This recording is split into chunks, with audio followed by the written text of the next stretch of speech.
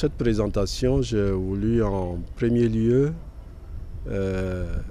établir un peu le caractère historique de la migration entre la Côte d'Ivoire et le Burkina Faso.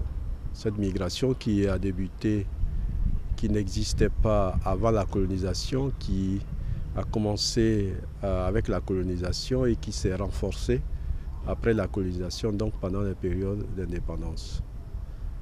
Nous avons ensuite parlé de la politique de la Côte d'Ivoire en matière de migration. Et là, nous avions indiqué que la Côte d'Ivoire n'a pas une politique migratoire globale, contrairement à certains pays en Afrique qui sont en train de mettre en place ou qui ont mis en place une politique migratoire. La Côte d'Ivoire est un grand pays d'immigration et pourtant ne s'est pas doté de cet outil important. Mais cela ne veut pas dire que la Côte d'Ivoire ne gère pas les questions migratoires. Elle a mis en place un cadre institutionnel composé de certains ministères. Chacun joue un rôle dans un secteur particulier. C'est dans ces concerts-là que la Côte d'Ivoire gère les questions migratoires. Nous avons aussi parlé des enjeux de la question migratoire, surtout burkinabé.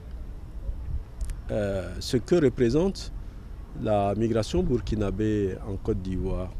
Nous l'avions dit déjà, c'est une migration historique qui date du début de la colonisation, qui s'est renforcée. Aujourd'hui, au plan démographique,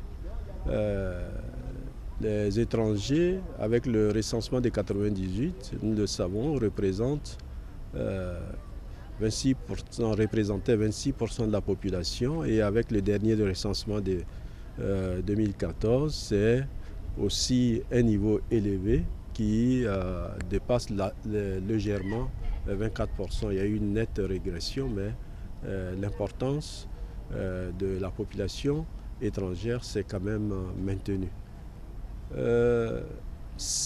L'importance des migrants dans l'économie ivoirienne est indéniable.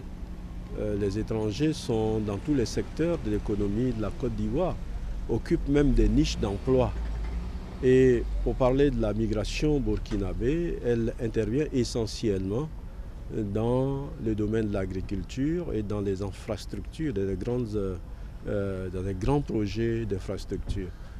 Quand on sait que l'agriculture représente le moteur de l'économie en Côte d'Ivoire, on peut dire que les migrants burkinabés jouent un rôle essentiel dans l'économie de la Côte d'Ivoire.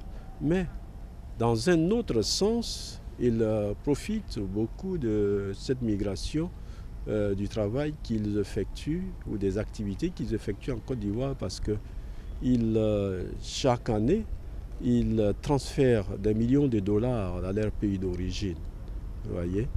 Et 82% de ces transferts effectués par les migrants burkinabés proviennent des migrants burkinabés installés en Côte d'Ivoire. Bien sûr également, pour terminer, nous avons parlé des enjeux que représente la migration en Côte d'Ivoire relativement aux questions liées au foncier, aux questions liées à la nationalité, aux questions liées à la libre circulation. La Côte d'Ivoire a à un moment donné permis que les étrangers puissent participer, bien que cela ne soit pas prévu dans les textes de base de notre pays, notamment la Constitution.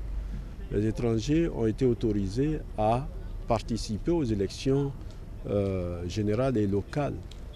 Le président Félix Houphouët-Boigny l'a voulu ainsi. Et lorsque le deuxième président, Henri Konan Bédié, est arrivé au pouvoir, il a voulu véritablement rendre officiellement cette participation politique officielle, ce que lui a refusé l'Assemblée nationale. Aujourd'hui, la Côte d'Ivoire est sortie d'une longue crise qui était d'abord économique, qui est devenue par la suite une crise socio-politique qui s'est terminée en 2011 par une crise électorale qui s'est soldée par une guerre.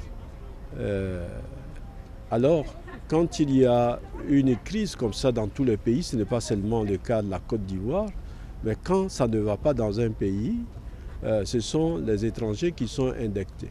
Et donc les étrangers en Côte d'Ivoire, comme partout ailleurs, quand la situation est difficile, ont été pris pour des boucs émissaires.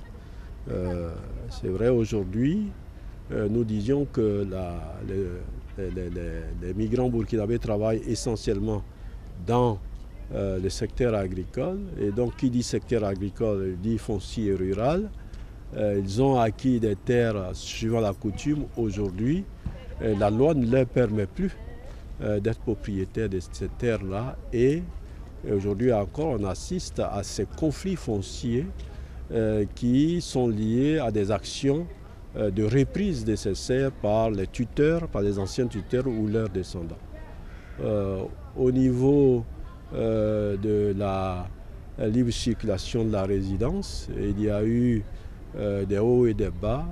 En 1994, par exemple, il y a eu l'institution de la carte de séjour qui permet de distinguer, par exemple, les ressortissants nationaux aux étrangers. En 2007, cette carte de séjour a été supprimée et donc la Côte d'Ivoire n'imposait plus de documents particuliers aux étrangers ressortissants de la CEDEAO pour résider et circuler en Côte d'Ivoire. Ils avaient juste besoin de leur carte consulaire. Et donc la situation a évolué, mais même au niveau de la naturalisation, de la nationalité, les choses ont beaucoup évolué en faveur des populations étrangères. Donc c'est ce que nous avons voulu montrer et indiquer.